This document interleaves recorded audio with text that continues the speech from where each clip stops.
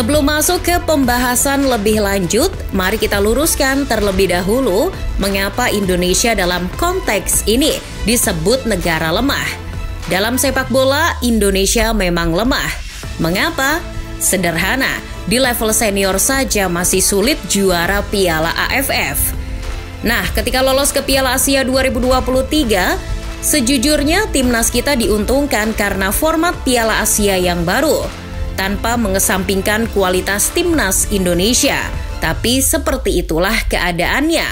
Format baru ini dulu bahkan pernah meloloskan negara yang sering dibantai timnas Indonesia seperti Filipina ke Piala Asia.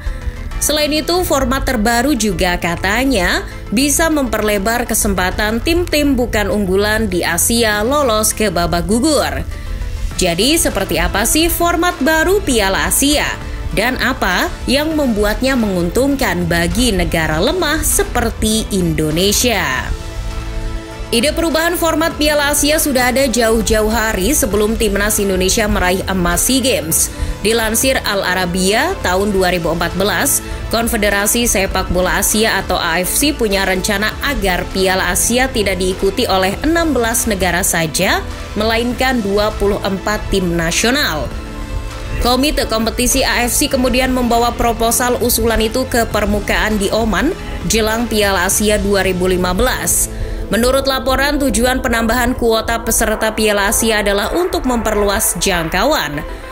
Presiden AFC Sheikh Salman bin Ibrahim Al Khalifa seperti dikutip Al Arabiya meyakini perubahan format ini akan menguntungkan anggota asosiasi. Rencananya, selain penambahan kuota peserta, kualifikasi Piala Asia juga akan digabungkan dengan kualifikasi regional untuk Piala Dunia. Jadi 8 tim juara grup di kualifikasi ronde kedua dan 4 tim runner-up terbaik berhak lolos ke kualifikasi Piala Dunia serta otomatis ke Piala Asia. Format ini kemudian disepakati oleh Komite Eksekutif AFC dan mulai diterapkan sejak Piala Asia 2019. Biar lebih mendalam dan komprehensif memahaminya, kita ulas lebih dulu soal format kualifikasi Piala Asia yang berubah. Jadi, kualifikasi Piala Asia akan terbagi menjadi 3 ronde.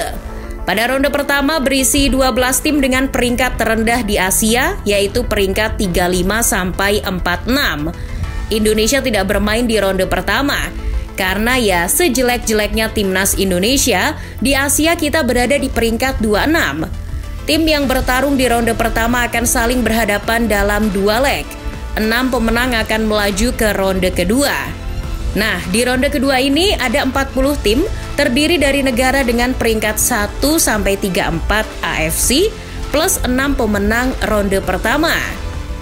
Putaran kedua akan ada 8 grup.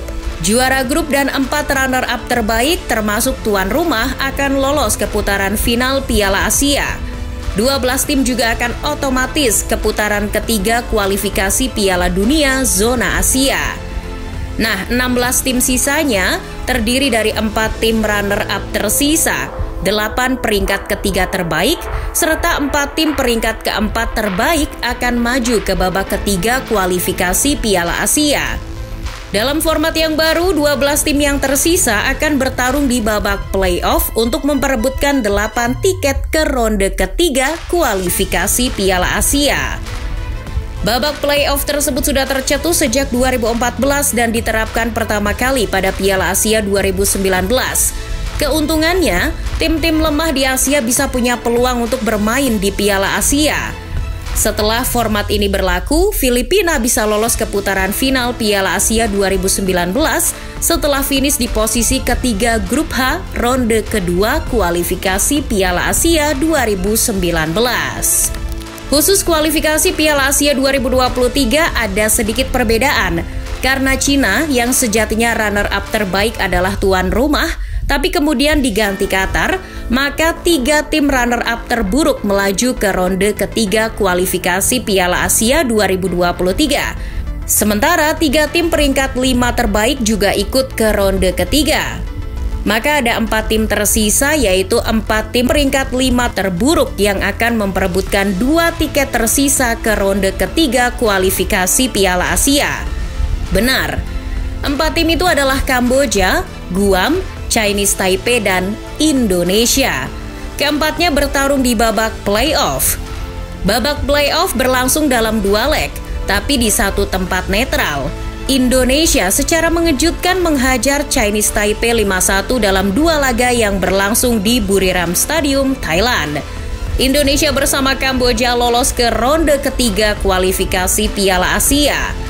Pada ronde ketiga kualifikasi Piala Asia 2023 sejatinya akan berlangsung dalam format double round robin atau sistem kandang tandang. Namun karena pada putaran ketiga tersebut pandemi COVID-19 masih belum reda, Komite Eksekutif AFC memutuskan tidak menggelar babak ketiga kualifikasi Piala Asia 2023 dengan sistem kandang tandang. Sebagai gantinya akan digelar terpusat. Jadi akan ada tuan rumah di setiap grup dari 6 grup. AFC menyeleksi secara ketat dari setiap grupnya yang akan menjadi tuan rumah.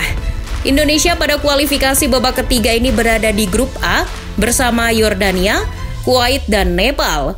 Indonesia tidak menjadi tuan rumah, melainkan Kuwait.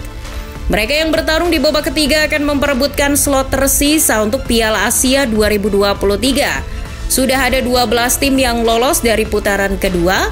Cina walaupun batal menjadi tuan rumah, tapi mereka sudah masuk dalam 12 tim tersebut. Kalau dengan Qatar berarti sudah 13 tim lolos. Tersisa 11 slot lagi. Nah, 6 juara grup di babak ketiga kualifikasi, plus 5 runner-up terbaik berhak lolos ke putaran final. Timnas Indonesia berhasil mengalahkan Kuwait dan duduk di peringkat kedua di grup A. Indonesia pun masuk dalam 5 peringkat kedua terbaik, di bawah Kirgistan. Selain Indonesia, berkat format ini, Malaysia dan Thailand juga bisa lolos ke putaran final Piala Asia. Sayang, pada edisi kali ini Filipina gagal karena menempati posisi terbuncit di pemeringkatan runner-up terbaik.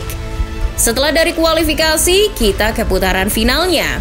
Terdapat 24 tim yang berlaga di putaran final Piala Asia 2023. Terbagi dalam 6 grup, masing-masing grup berisi 4 tim nasional. Indonesia tergabung dalam grup Lembah Jahanam bersama Jepang, Irak, dan Vietnam. Ya, maklum, berada di pot paling rendah. Omong-omong, pot putaran final Piala Asia ditentukan tidak berdasarkan pemeringkatan AFC, tapi sesuai ranking FIFA terbaru. Kendati begitu, Indonesia tak perlu berkecil hati. Karena jumlahnya bertambah dari 16 menjadi 24 timnas, akan ada babak 16 besar. Sebelumnya di Piala Asia 2015 hanya ada babak perempat final. 16 tim dibagi menjadi 4 grup, juara dan posisi kedua lolos ke perempat final. Lantaran sejak 2019 ada babak 16 besar, bukan hanya juara dan runner-up grup saja yang berhak lolos ke fase gugur, melainkan timnas yang berada di peringkat 3 juga punya kesempatan. Jadi nanti akan ada 4 peringkat 3 terbaik yang akan mengikuti 12 tim yang sudah lolos ke fase gugur. Berkaca pada edisi tahun 2004 dan 2007, Indonesia kerap menempati posisi ketiga. Pada Piala Asia 2023 kali ini, peluang untuk ke fase gugur sangat terbuka. Kapan lagi ya kan Indonesia lolos ke fase gugur Piala Asia? Cuma di era Erick Thohir. Enggak ding, mungkin ketika Piala Asia berlangsung, jabatan ketum PSSI malah sudah berpindah tangan.